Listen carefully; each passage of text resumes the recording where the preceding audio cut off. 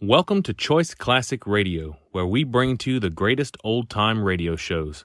Like us on Facebook, subscribe to us on YouTube, and thank you for donating at choiceclassicradio.com. The Adventures of Sam Spade, Detective.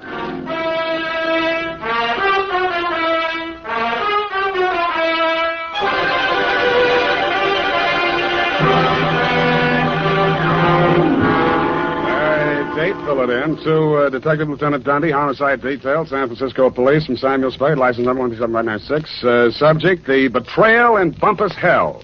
Red Gillis was a raw-boned poke from the border country. He was a stranger to Bumpus Hell, but he was no stranger to trouble. He jogged his Pinto down the narrow main street, not liking what he saw, and reined up in front of the sheriff's office. He dismounted and slapped the trail dust off his Levi's. Then he hitched up his gun belt and ambled inside. He looked at the heavy-shouldered, blue-jowled man behind the desk, and he didn't like what he saw. Neither did the sheriff, Rance Blaggett. State your business. I can do it better than that. State your business and get out, he snarled. Red smiled thinly and drawled, I'm looking for my brother. And what be your name outside of Red? Here, I can do that better than that. And what be your name outside of Red?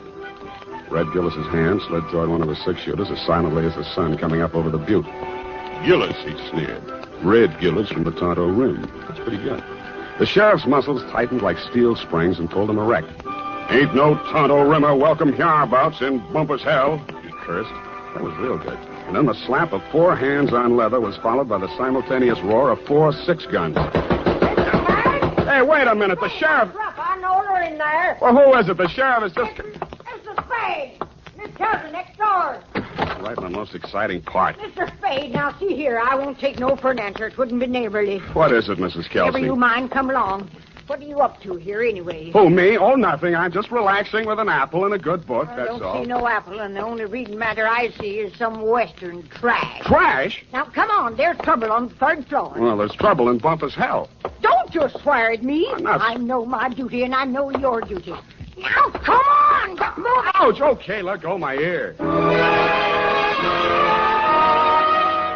And that, Dundee, so help me, is how it started. Effie had just read a book called How to Relax, and it said there that Western stories were relaxing, and that's how I happened to be at home at 10 p.m., writing herd on a copy of Sheriff and Outlaw, rip-roaring adventures of the Old West. But Bumpus Hell hath no fury like my neighbor, Mrs. Kelsey. I left Red Gillis and the sheriff face to face and vice versa, eyes flashing and guns ablaze, and followed her meekly up to the 3rd floor.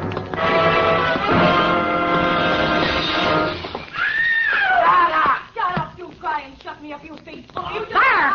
Fire, you hear that? Been at it for 3 hours they have. Won't be a stick of furniture left in the room, less than their stop. You speak to them? Did I speak to them? You see this lump? No, here, under my transformation. Oh, well, why didn't you call a cop? Well, it wouldn't be neighborly. It's me that did. You see this lump? Yeah, you showed it to me. Put your wig back on, I'll see what I can do. And tell them about my lump. It's evident. Yeah, put it back.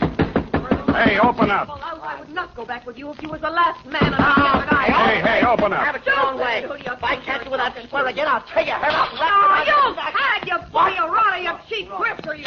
Now, you slam out of here before I'm forced to seek the assistance of a couple of flashes. Do not try anything fancy behind my back, you big slob. From now on, you and me is strictly on the cool beaty. Well, You unprintable rat. Hey, let go of me. Don't throw it. Hey, wait a minute. Don't I remember you from someplace? No, I'm only being neighborly. Why did you beat up on kind, nice Mrs. Kelsey? That is a gross falsehood. I did not lay a hand on the old wag. It was that odious stinker, Joe Donegan, who was just left. And you can tell him, as from me, that I'm extremely unimpressed with his cheap threats to rub me out, and that I intend to continue on seeing Mr. Hobson or any other Johns which I care to. That's pretty good singing. Oh. Well, you better tell him that yourself. I don't imagine I'll be seeing him. You won't? Hey, wait a minute. Who are you, anyway? Just another tenant. I live downstairs. Oh, well, now I recall whom you are. You are that Seamus, which lives on the 2nd floor rear. Shamus, we call it in the radio. Shamus. Would you care to come in and discuss a certain matter? Well, thanks. Another time. I got to get back to Bumpus Hell. Whoever she is, let her cool her heels for a few moments. No, you don't understand. This Bumpus is an Hell. urgent matter which I would like to hash over right now and without further delay. Well, May I invite you in for a straight slug? Well, okay, but just one. In a glass. All right, make yourself comfy. Now, say when. Just up to the lipstick mark. Here you are. Well, now to make a long story short, Mrs. Spade, my name is Rosemary Fell, which remains my stage name, notwithstanding the circumstance that I am legally married to that barnacle which has just dusted this joint. Now, being as you are in the detective business... Now, wait a minute. Kindly permit me to finish, honey. Sorry, sweetheart. I'm not the type to jaw about my troubles just to pass the time of day. I'm sure you are. I am an actress. I knew that. And although I'm low in funds, due to being between jobs right now, on account of that knothead making a scene in the last joint at which I worked... Cheap ginger ale. Just to show you how the breaks fall, Mr. Spade, Belita Wilkerson, who just happens to be about the biggest talent agent in this city, if you have the time, I'm impressed. phoned me on the telephone, and arranged an audition. She also advanced me the sum of 100 clams, 100? which I will pay you to put the B on that dog, Joe Donegan, the rat. Now, which is he? What do you mean, put the B on him? Listen, Sam, that grifter has got a record as long as my arm, and what I have got on him is longer than his arm. Please. In short, I should like him thrown into the can so that I can feel safe to sing on him. Look, Rosemary, so you had a fight with Joe. You're sore. You want to pay him off. Now, Right. why don't you just wait until morning and see how you feel Sam, then? listen to me. If that knuckle duster remains at large, I will be feeling no pain. Now, I know that from my flamboyant manner, you'd never guess it. But that is only the actress in me. In actuality, that flea intends to do me in. Oh, now, come, Rosemary. What? You disagree? Well, now, really, Rosemary. Why, you big pain in the neck. Rosemary. Drinking my... Pour that back in the bottle. Go on, put it back in the bottle. Well, I'll be going now. Only trying to be neighborly. Well, back to Bumpus hell.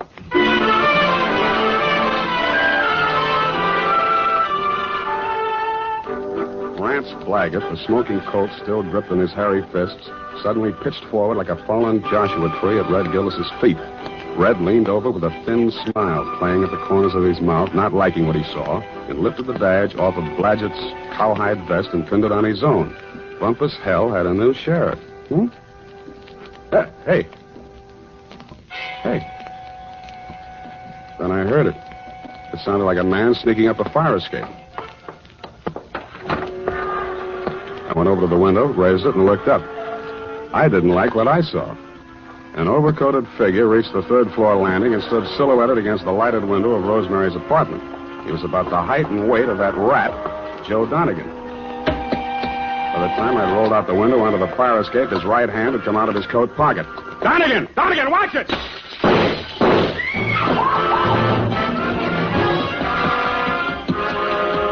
He was a floor ahead of me, and I didn't want to get too close to him until I passed that lighted window. He made the roof just as I crossed in front of it. The flashes from his revolver told me that. They also told me he had 2 slugs left to throw at me. The only light up there was a feeble glow from the skylight, dead center. I headed for the cover of a brick chimney just to the left of it. I had 2 things in mind. The skylight was his most logical avenue of escape, and I hoped I could tease him into emptying his gun at me. It didn't work. I stuck my head out. No shots. But he did use his gun. I should have stood in Bumpus hell. The United States Armed Forces Radio Service is presenting the weekly adventure of Dashiell Hammett's famous private detective, Sam Spade.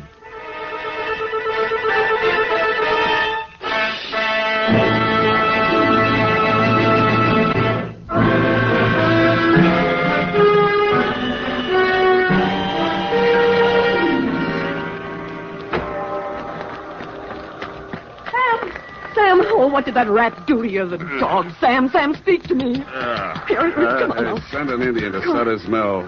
Tell the governor the sheriff of Bumpus Hell is turning in his bag. Listen, honey, you've got to pull yourself together. Now, come on. These delirious Trumans will get us no place now. Come on, Sam. Yeah, I guess you're right. Come on, now. Now, do not rush things, honey. That was quite a clip he gave you. Yeah, where were you? I was combing my hair out of the window. Yeah, and he was on the fire escape, not 4 feet away. Not a very good shot, is he? No, he isn't. Oh, Sam, look at your poor little head. Here, now, let me kiss it and make it well. Wild root. Yes, it gets me ahead socially and on the job. Oh, well, now, what next, Sam? Rosemary, I am going to the top now. My dander is up. Let's have a moment of silence while I put through a call to Lieutenant Thomas Dundee of Homicide.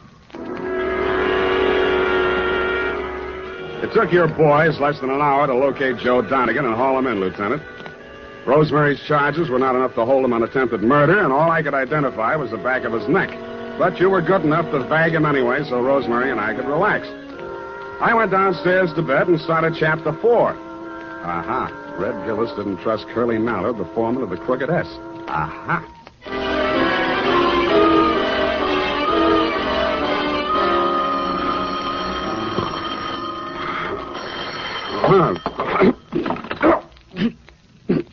Unique Garage, Harry speaking. Sam, this is Dundee. Yeah, Dundee. What time is it? 8:30. In the morning? Yeah. Huh? Oh, yeah, it's daylight. See, about that, what was his name? Donegan? Anyway, that fellow we booked last night on your say-so. Well, what about him? That was a bad beef, Sam. How come? You better tell me. Man was alibied, Sam. When did that happen? Well, a fellow named, got it written down. Yeah, Hobson. Warner Hobson says Donegan was with him at the time. Who else says so? Hobson's word's good enough for the commissioner. Ran for assembly once. Did you know he also ran for Donegan's wife? You don't say. Well, that's a real puzzler, Sam. The human mind is unpredictable, Dundee. Huh? Oh, yeah. Well, I hope you figure it out, Sam.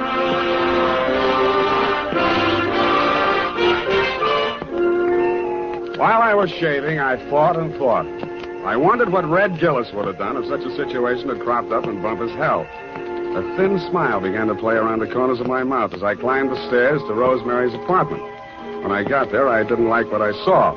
It was a note pinned to the door. It said, "Dear Sam, I have been called to do another audition. If anything crops up, you can reach me at Graystone 34292.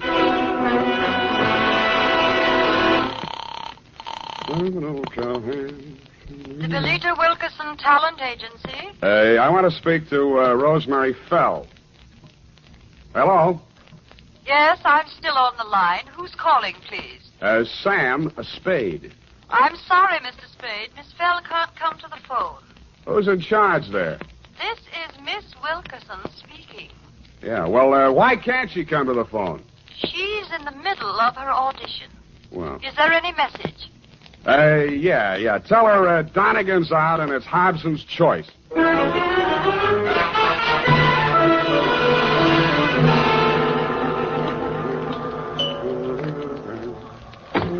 Yes? Mr. Hobson? Yes? My name is Spade. Oh, yes, Mr. Spade. Come in. Why did you phony up that alibi for Rosemary's husband, Mr. Hobson? Huh? Oh, because I knew he's not the man who fired those shots at her. Were you there? As a matter of fact, I was. Would you like to hear about it? I would. Well, first, I'd better tell you a little about myself. Now, for the past year, I've been interested in politics, if I do say so myself. Yes, I know. You ran for assembly. Come to the point. Well, in a way, this is the point. My wife's a professional woman, and her own career keeps her busy a good deal of the time. Well, like the movie magazines say, a clash of careers and so on. That's how I happened to take up with Rosemary. I didn't know she was married, and of course, when I found out, I dropped her like a hot potato. Potato. And then she started blackmailing me. Did you know about that? I still don't. Well, I think I can convince you. Go ahead. Well, I received a series of threatening phone calls from Rosemary. And I finally decided to go to Donegan and tell him the whole story. Oh, he was as mad as a wet hen. Wet hen? Well, he said he'd stop her. And I believed he was the right man to do it. Mm-hmm. Well, last night he phoned me. He said he'd had a little caucus meeting with her and assured me I'd had no more trouble. But no sooner had I hung up that phone when she called again, making another outrageous demand. I decided then and there to take things into my own hands. So happens I'm a crack shot. And I knew that I could come close enough to frighten her without actually hurting her. You were laboring under a false impression. Huh? Oh, yes. Well, you believe me now? Up to a point. Well, I'm afraid that's all I have for you, Mr. Spade. Well, I have something for you. What's that? Look up here. You see this bruise on my head? Oh. Well, all in the game, you know. Touché. Now, hold it. I only... Lie still. I'll get it.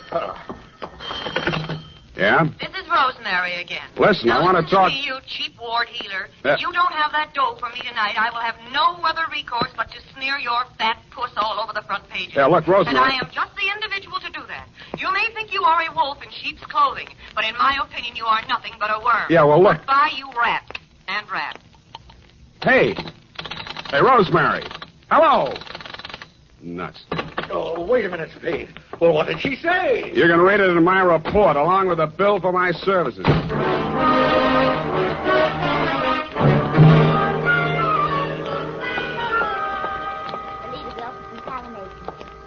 No, I'm so sorry she isn't in.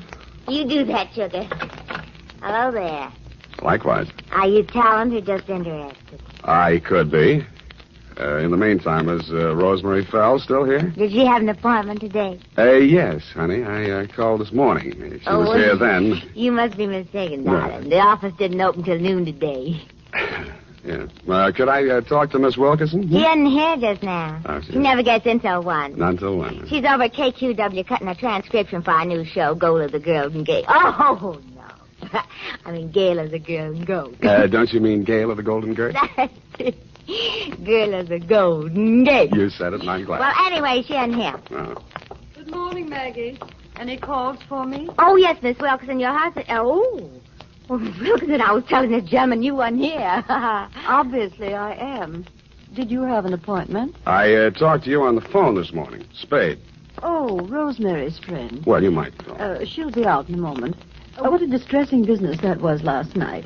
Rosemary tells me you saved her life. Well, that's a slight exaggeration. In fact, the whole thing was a mistake. Oh, really? I understood that... Oh, here she is. Rosemary, here's your friend. Sam, I ever glad to see you. Yeah. What's the matter? Plenty. Oh. Well, thanks loads, Miss Wilkerson. I hope the recording is better on this one. I'm sure it is, Rosemary. We'll call you when the client makes up his Oh, mind. well, thanks again. Come on, Sam.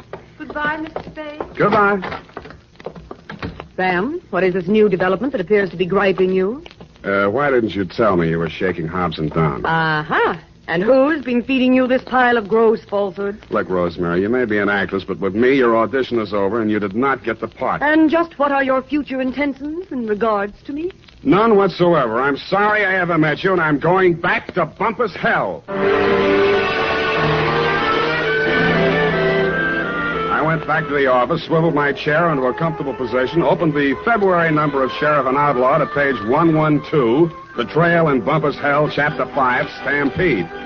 It was disappointing. There was a lot of stuff about bawling cattle and dust clouds and Flo and Curly standing on top of a butte, not liking what they saw, when somebody yelled, Stampede. Red Gillis was riding ahead of the cattle, and his horse stepped into a chuck hole, and he'd sprained his ankle. Red or the horse, it didn't say which. But Red was lying prostrate in the path of the avalanche of tossing horns, not liking what he saw. Hold it a minute. Let's see. Continue on page 113. Learn to be a private... hello. Spade, this is Hobson. Come out here right away. Something terrible has happened. Such as? Rosemary is here, and I think she's dead.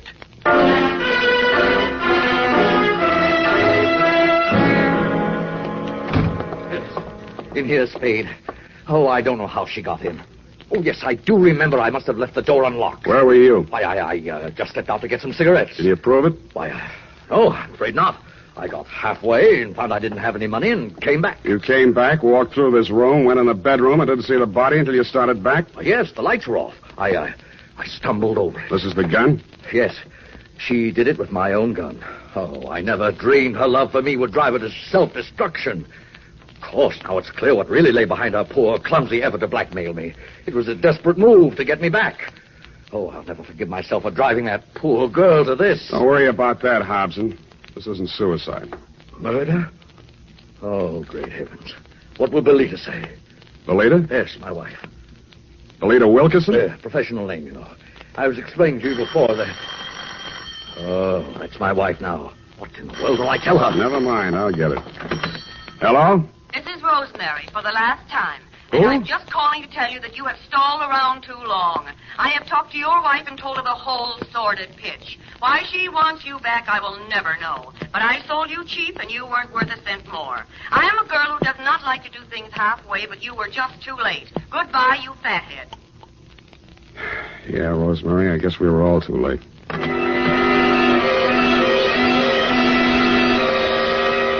I called you, Dundee, and then, like the rat I am, made off with your prize suspect before you and your boys from Homicide arrived. We arrived at the Belita Wilkerson Talent Agency just as the boss was shutting up shop for the day. She had the recordings under her arm. All right, Belita. I'll take those. Well, what are you... Warner. Mr. Spade. Unlock the door, Belita. We're going back in. Warner, why are you... You'd better do as he says, Belita. Well, all right, but... Give me those I keys. Inside, both of you. Where do you play these records? The recording studio is just through there, but you can spare yourself the trouble. I admit I tricked Rosemary into recording those blackmail speeches and then played them back over the phone to Warner. If trying to hold on to my husband is a crime, then I'm a criminal. Oh, now, Belita, my dear. Come on, stop that. We gotta get busy. I phoned the Hobson house, and you were still there, Dundee. You said it was an open and shut case against Hobson and to deliver him at once or kiss my license goodbye. But when I told you my diabolically ingenious scheme, you said yes, you'd be glad to, because it was a sure way of getting rid of me once and for all. It took us nearly 2 hours to get things ready in Belita's recording studio. We took the parts of Rosemary's so-called audition records that we thought would fit the occasion and dubbed them onto a single side. We played it back once, then I phoned you at headquarters. Homicide. Lieutenant Dundee. Spade, Dundee. Everything's ready here. Did you pick up Donegan? Oh, yeah. He's here. Donegan? Hold on. Okay, Belita. Start the record when I give you the nod. Yes, Mr. Spade. I didn't say it, Donegan. That's for you. Thanks. Yeah, who's this? This is Rosemary. Huh? I forgive you for everything, but there are some things I cannot forget. You Rosemary, lied. it sounds like We have you. meant a lot to each other, but after what you have done to me, it is time you paid through the nose. Rosemary, I didn't mean it. When I followed you to his house We and have you meant went a lot right in to like each you other, lived but there, after I what just you went have done nuts. to me, it is time you paid through the nose, you Listen. rat. I am a girl who does Listen, not Ro- like to do things halfway. Listen, honey, but you're not were going to just throw the too book late. at me, are you? I am I'm just glad to beginning hear your do voice. I too. thought you were We dead. have meant a lot to Okay, each other. kill it. Rosemary, are you listening? Rosemary. Hey, no, she's still on the line. I want to talk to her. Take him, House. Wait a minute. Take him. Sam, Yeah, Dundee. congratulations. That was a brilliant piece of work. Hey, Sam, you still on the line? Hey, I'll be all right, Dundee. I just fainted temporarily. Say it again, will you, pal? Yeah, as I was saying, congratulations on a brilliant piece of work. Well, But I have never in all my years on the force heard of such a wild, insane, illegal, unethical, and downright cruel method of extorting a confession. thank you, Dundee. I feel better already.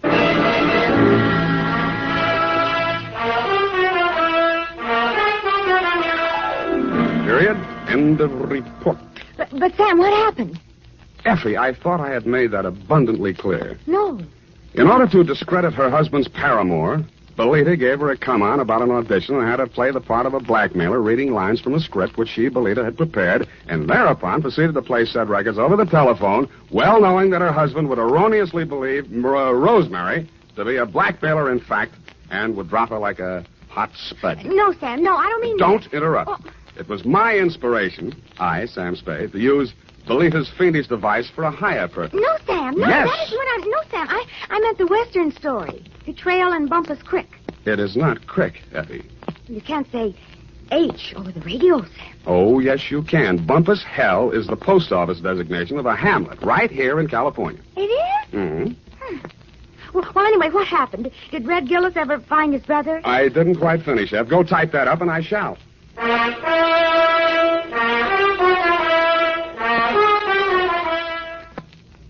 Well, here it is, Sam.